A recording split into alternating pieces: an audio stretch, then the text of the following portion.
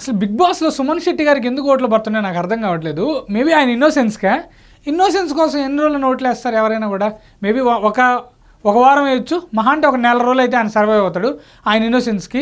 But ఆయన ఇంట్లో పనులన్నీ ఆయనే చేస్తున్నాడు, బట్ ఆయన ఇన్నోసెన్స్ బాగుంది. బట్ ఆయన అయితే ఎంత త్వరగా గేమ్ బయటికి తీసుకొస్తే ఆయనకే మంచిది. లేదంటే మటుకు ఎవరొకరు పక్కా గేమ్ బయటకు వస్తుంది, వాళ్ళు సుమన్ శెట్టి గారిని ఓవర్టేక్ చేసి ముందుకు వెళ్ళిపోతారు. ప్రస్తుతానికి సుమన్ శెట్టి గారి గేమ్ బాగానే ఉంది, నేను ఒప్పుకుంటా. కానీ ఆయన ఇన్నోసెన్స్ వల్లే ఓట్లు పడుతున్నాయి. బట్ గేమ్ బయటకు తీసుకురావాలి. ఆల్రెడీ ఆయన మంచి కామెడీ చేస్తాడు, కామెడీనే కాబట్టి. కానీ ఇప్పుడు బిగ్ బాస్ హౌస్లో ఉన్న ఎమాన్యుల్ కూడా కామెడీలో ఆయన ఆల్రెడీ ఓవర్టేక్ చేసి ముందున్నాడు. బట్ ఆయన గేమ్ బయటికి తీసుకొస్తేనే ఆయన ఓట్లు పడతాయి. సో ఇది పక్కన పెడితే అసలు ఓటింగ్ లిస్టులో ఎవరు టాప్లో ఉన్నారు కూడా ఈ వీడియోలో మాట్లాడుకుందాం. సో అలాగే ఆల్రెడీ పులిహార బ్యాచ్ కూడా స్టార్ట్ అయిపోయింది, ట్రయాంగిల్ లవ్ స్టోరీలు అన్నీ స్టార్ట్ అయిపోయినాయి. సో మాట్లాడుకుందాం అని ఈ రివ్యూలో. Welcome to wall poster channel, నేను మీ విష్ణుచరణ్. డే 9 ఆఫ్ బిగ్ బాస్లో ఏం జరిగిందో మాట్లాడుకుందాం. స్టార్టింగే ఆర్టిఫిషియల్ పులిహార కలిపేసింది రీతు చౌదరి. చపాతీ కోసం పులిహార కలిపింది కళ్యాణ్తో. సో కళ్యాణ్ కూడా దాన్ని కొంచెం బాగా తీసుకున్నట్టున్నాడు. ఆల్రెడీ రీతు చెప్తుంది పక్కన వాళ్ళకి కూడా, తన కోసం టాస్క్ కోసం తనతో ఇలా మాట్లాడాలి కాబట్టి చేశానని చెప్తా ఉంది క్లియర్గా. బట్ కళ్యాణ్ మటుకు కొంచెం తీసుకున్నట్టున్నాడు. సో తర్వాత ఇదే ఎపిసోడ్లో కొంచెం ముందుకెళ్తే కళ్యాణ్ అయితే నేను నీతో మాట్లాడొద్దు అన్నప్పుడు రీతు చౌదరి కూడా మనం పక్కన పెడుతుంది. సెన్స్ కొంచెం చిరాకు ఉంది, నువ్వు నాతో మాట్లాడదు, ఒకసారి మాట్లాడు అన్నారు. ఏదైతే తనూజ, రీతు అలాగే కళ్యాణ్ డిస్కషన్లో కూడా నేను తనూజతో మాట్లాడాలన్నప్పుడు రీతు కొంచెం హర్ట్ అయింది. సో ఇలా జరుగుతుంది. మళ్ళీ ఇదే ఎపిసోడ్లో డెమాన్ పవన్ అయితే కొంచెం ఎక్కువ ముందుకు వెళ్ళిపోతున్నాడు ఇదే స్టోరీలో. రీతు చాలా కంట్రోల్గా ఇద్దరితో బాగా మాట్లాడుతుంది, ఫ్రెండ్షిప్ లెక్క. బట్ డెమాన్ పవన్ కూడా చాక్లెట్లు ఇస్తున్నాడు, ఇవన్నీ జరుగుతూ ఉన్నాయి.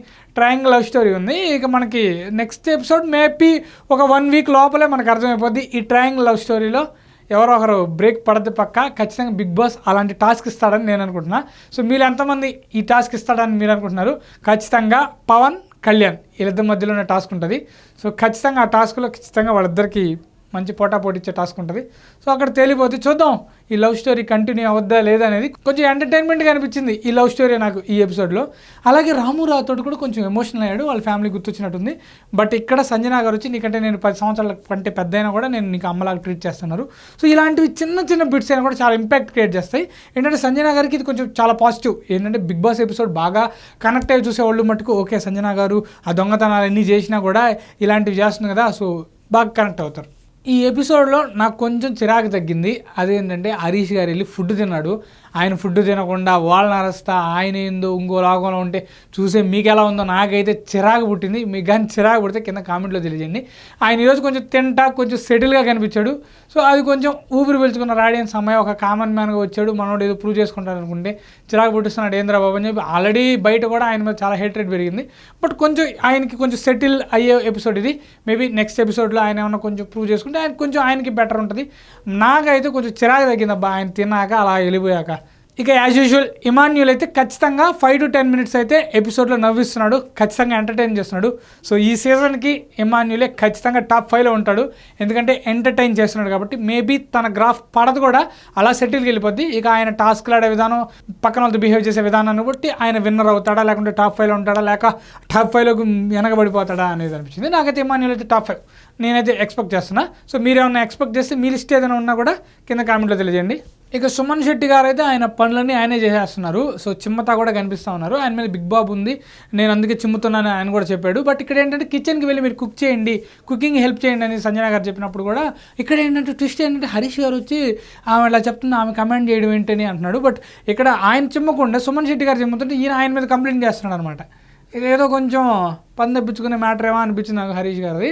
ఇక సుమన్ శెట్టి గారు అయితే కుకింగ్ వెళ్ళు బాబు అంటే మటుకు ఆయన వెళ్ళకుండా నేను చిమ్ముతాను, 2 చేస్తానన్నాడు. ఏదైనా ఒకటి చేస్తే బెటర్ కదా, 2 పనులు చేస్తే మీరు ఆ హౌస్లో సర్వెంట్ అవుతారు కానీ కంటెంట్ ఇచ్చేవాళ్ళు ఎలా అవుతారు? మీకు అదేనండి, మీకు సింపతి ఓట్లే పడతాయి ఆయనకి. సో ఏంటంటే గేమ్ బయటికి రాదు, ఖచ్చితంగా ఎవరో ఒకరు 1 monthలో తేలిపోద్ది. పక్కాగా ఒక ఇద్దరు ఎవరో ఒక మంచి గేమ్ వస్తుంది, ఒక ఇద్దరికి యాంటీ అవుతుంది, ఆ ఇద్దరికే ఫ్యాన్ బేస్ పెరిగిపోద్ది, ఆ ఫ్యాన్ బేస్ ఉన్న వాళ్ళు వెళ్ళిపోతారు. సో సుమన్ శెట్టి లాంటి వాళ్ళు పడిపోతారు. సో ఆయన కొంచెం గేమ్స్ కూడా ఇంతకుముందు బాగానే ఆడాడు, బట్ ఇంకా ఆయన బయటికి తీసుకురావాలి. సో ఆయన ఇప్పుడే చేసుకుంటే బెటర్. ఇప్పుడు ఆయన మీద ఎక్కువ ఫోకస్ ఉందిగా, మన ఆడియన్స్ ఫోకస్ అంతా. ఆల్రెడీ ఓటింగ్ లిస్ట్లో కూడా ఆయన టాప్లో ఉన్నాడు. ఆ లిస్ట్ మాట్లాడదాం, లిస్ట్ ఉంది, వీడియో ఉంది అని మాట్లాడదాం. ఇక సంజన గారు వచ్చేసి ఇమాన్యుల్ పిలిచి మీరు కుకింగ్ హెల్ప్ చేయండి, ఎందుకంటే సుమన్ శెట్టి గారు ఆయన ఆ చిమ్మే పనిలో ఆ క్లీనింగ్ పనిలోనే ఉన్నారు కాబట్టి మీరు కుకింగ్ చేయమంటే ఇమాన్యుల్ యాజ్ యూజువల్గా ఓకే అనేసాడు, సింపుల్గా చేస్తానండి దాంట్లో ఏం లేదన్నాడు. ఇక డెమాన్ పవన్ అయితే బ్లూ షర్ట్ వేసుకుని నుంచి రీతుని నా బ్లూ షర్ట్ ఎలా ఉంది నీకోసం వేసుకొచ్చా అంటున్నాడు. మనోడు టాస్క్లు పక్కన పెడితే రీతు మీద ఎక్కువ కాన్సన్ట్రేట్ చేస్తున్నాడు అనిపిస్తుంది. బట్ మనోడు మటుకు ఈ లవ్ స్టోరీలోనే కంటిన్యూ అయితే మటుకు ఆ ఫ్యాన్ బేస్ అనేది ఎక్కువ రాదు, ఆ లవ్ స్టోరీలోనే ఆగిపోతాడు. బట్ టాస్కులు కూడా బాగానే ఆడుతున్నాడు, దానికి ఆ క్యాపబిలిటీ ఉంది. చూడాలి మరి. రీతు కూడా తన్ని బాగానే పులిహార కలిపాడు మనోడు. రీతు డైరెక్ట్గా ఇండైరెక్ట్గా పులిహార కలుపుతుంది టాస్కుల కోసం. బట్ రీతు ఇక్కడ చాలా తెలివిగా ఇద్దరితో బాగా ఒక ఫ్రెండ్లీ నేచర్ క్రియేట్ చేస్తుంది. బట్ అది ఎంతవరకు తీసుకెళ్తుందో చూడాలి రీతు కూడా. బట్ డెమాన్ అయితే బాగా ఇన్వాల్వ్ అయిపోయాడు. నేను నీకోసం ఇది తీసుకొచ్చా, ఆ చాక్లెట్లు ఇచ్చిపుచ్చుకోవడం అంతా బాగానే జరుపుతున్నాడు. చూసేవాళ్ళకి కూడా ఒక లవ్ స్టోరీ క్రియేట్ అయిందని. ప్రతి బిగ్ బాస్ కావాలని ఇలాంటి క్రియేట్ చేస్తాడా, లేకుంటే ప్రతి సీజన్లో వీళ్ళే క్రియేట్ చేస్తాడు అనేది ఇదంతా కంటెంట్ కోసం మనకు క్లియర్గా అర్థమైపోతుంది. బట్ చూసే ఆడియన్స్ కూడా మనకు ఒక ఏముందిరా బాబు ప్రతి సీజన్లో చూసేది కనిపించింది. వీళ్ళు ఏమైనా కొత్తగా క్రియేట్ చేస్తారా లేక ఆగిపోతారని చూద్దాం. సో ఇది ఇలా జరుగుతూ ఉండగానే కెప్టెన్సీ టాస్క్కి కంటెండర్ టాస్క్ అయితే ఇచ్చేసాడు. సో ఎవరైతే కామనర్స్ ఉన్నారో వాళ్ళకైతే 12 hours, సెలబ్రిటీస్కి అయితే 10 hours అయితే ఇచ్చాడు. సో ఎందుకంటే వీళ్ళు ఆల్రెడీ కష్టపడి ఉన్నారు కాబట్టి ఒక 2 hours తగ్గించి టాస్క్ ఇచ్చారు. బట్ ఈ టాస్క్లో కామనర్స్ కొంచెం పై చేసి సాధించారు. సో టాస్క్ కూడా పెద్దగా లేదు, అలా ఒక 5 minutes సాగింది. ఇంకా ఈ టాస్క్లో ముందు ఖచ్చితంగా అగ్రెసివ్ అవుతారు. సో ఈ టాస్క్లో కూడా ఖచ్చితంగా ఎవరొకరు కంటెంట్ ఇస్తారు. సో ఆ కంటెంట్ ఇచ్చిన వాళ్ళకి ఖచ్చితంగా గ్రాఫ్ పెరుగుద్ది ఈ వీక్లో. సో ఈ వీక్లో గ్రాఫ్ పెంచుకోవాలనుకున్న కెప్టెన్ అవ్వాలన్నా కూడా థర్స్డే నైట్ జరగబోయే ఎపిసోడ్ ఖచ్చితంగా ఇంపార్టెంట్ అవుద్ది. సో ఆ ఎపిసోడ్ రివ్యూ కూడా మీ ముందుకు తీసుకొస్తూ ఉంటాను. సో దాని గురించి అయితే మీరు మా వాల్ పోస్టర్ ఛానల్ ఇప్పుడే సబ్స్క్రైబ్ చేసుకోండి. అలాగే కింద లైక్ చేయండి, లైక్ చేయగానే మీకు హైప్ బటన్ వస్తుంది, హైప్ కూడా ప్రెస్ చేయండి. ఖచ్చితంగా వీడియోని కూడా లైక్ చేయండి. సో ఇక ఓటింగ్ లిస్ట్ గురించి మాట్లాడుకుందాం. ఎవరు టాప్ 5లో ఉన్నారు, సో ఎవరికి ఏమన్నా నిన్నటికి ఈ రోజుకి ఏమన్నా లెక్కలు మారిపోయి కూడా మాట్లాడుకుని వీడియో అయితే ముగిచ్చేద్దాం. సుమన్ శెట్టి గారు యాజ్ యూజువల్ మనం మాట్లాడుకున్నట్టే ఆయన టాప్లో ఉన్నాడు. హ్యాపీ, ఆయన ఇన్నోసెన్స్కి గేమ్ కొంచెం అది తెలిసిందిగా మనం మాట్లాడుకున్నాక. ఇక భరణి గారు అయితే ఉన్నారు. భరణి గారికి కూడా మంచి ఫ్యాన్ ఫాలోయింగ్ ఉంది. అలాగే ఆయన కూడా బాగా సపోర్ట్ చేస్తున్నాం ఆడియన్స్గా. నాకు ఆయన గేమ్ నచ్చుతుంది. ఇక థర్డ్ లిస్ట్లో వచ్చేసి డెమాన్ పవన్ ఉన్నాడు. సో డెమాన్ పవన్కి ఇన్స్టాగ్రామ్లో కూడా మంచి ఫాలోయింగ్ ఉంది. ఎందుకంటే ఆయన కామన్ మ్యాన్గా వచ్చిన ఆ రీల్స్ అవి చేసి ఉన్నాడు కాబట్టి కొంచెం గేమ్ పరంగా కూడా ఆయన టాప్ 3లో ఉన్నాడు ఓటింగ్ లిస్ట్లో ప్రజెంట్ ఈ వీడియో చేసే టైంకి. ఇక 4th ప్లేస్లో మనీష్. నిన్న మనీష్ లాస్ట్లో ఉన్నాడు, ఈరోజు 4th ప్లేస్కి వెళ్ళాడు. చూద్దాం ఎట్లా మారుతుందో మనీష్ గ్రాఫ్ కూడా. ఇక 5th ప్లేస్లో హరీష్ గారు ఉన్నారు. సో హరీష్ గారి మీద 90% చిరాకుంటే జనాలకి 10% పీపుల్ ఆయన సపోర్ట్ చేసేవాళ్ళు ఉన్నారు. ఎందుకంటే అగ్ని పరీక్ష నుంచి ఆయన రావడం, ఆయన కామనర్ అవ్వడం, సో ఆయన ఏమన్నా కంటెంట్ ఇవ్వగలడని కూడా వెయిట్ చేస్తున్నారు. చూద్దాం ఆయన గ్రాఫ్ మార్చుకుంటాడా లేకుంటే ఇలానే ఉంటాడని. ఇక 5th ప్లేస్లో ఫ్లోరా గారు అయితే ఉన్నారు. ఫ్లోరా గారు ఆయన కంటెంట్ ఈరోజు మనం మాట్లాడుకున్న దాంట్లో ఆమె జస్ట్ ఒక 1 minute 2 minutes ఉన్నారు. బట్ అది కూడా అంత కంటెంట్ ఇచ్చే స్కోప్ కాబట్టి మన రివ్యూలో లేరు, ఆమె ఎపిసోడ్లో కూడా లేరు ఆమె. కాబట్టి 5th ప్లేస్. ఎందుకంటే ప్రియాకి నెగిటివిటీ ఎక్కువ ఉండడం వల్ల ఆమె 5th ప్లేస్లో ఉన్నారు. మేబీ ఈమె కూడా డల్ అయితే ఏదైనా ప్రియా కానీ ఖచ్చితంగా ఏదో ఒక మంచి టాస్క్లోనో ప్రియా ఇన్వాల్వ్మెంట్ బాగా కనిపిస్తూ ఉంటుంది. బట్ బాగా కమాండ్ చేస్తే కనిపిస్తూ ఉంటుంది హౌస్లో.